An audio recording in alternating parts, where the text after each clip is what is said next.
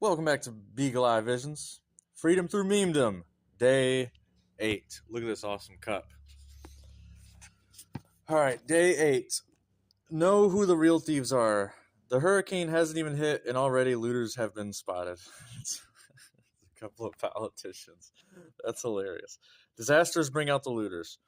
Mayor asked for 8.9% property tax hike in the aftermath of Hurricane Harvey.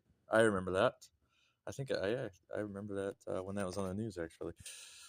I would hope by now you are starting to realize who the real enemy is. At the time I am writing this, Hurricane Harvey just devastated Houston, Texas, and its surrounding areas, and Hurricane Irma is pointed directly at Miami, Florida. I used to live in South Florida and am familiar with hurricane prep and all considerations that must be made while planning.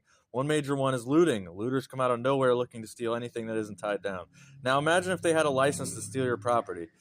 There are people that have free reign to steal your stuff, and there's a picture of two of them above. The brainwashed two-party slave will argue that one wants to do good with it while the other doesn't, and vice versa. But that doesn't negate the fact that first they must force you to give up your labor at the threat of violence. When you watch the news and see that the thieves have broken into a house or business and stolen property someone has worked hard for, don't forget about the real professionals that get an army of volunteers with guns stealing your labor before it even gets to you. Yes, taxation is still theft. That's kind of just hammering on the point. And I like that he put news in quotes right there, because what does the news do, right? Think about a compass, a north,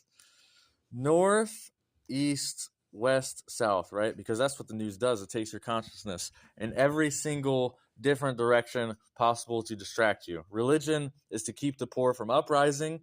The news is to keep the poor distracted, because these guys are the real, the people who take your tax money and then drop bombs on other innocent people across the pond or wherever it is. Doesn't matter where on the planet they are dropping bombs. They are doing it with your hard-earned tax dollars.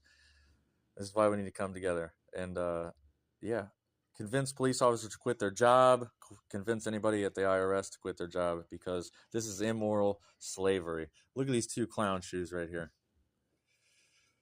All right, stay tuned, stay gold. See you tomorrow.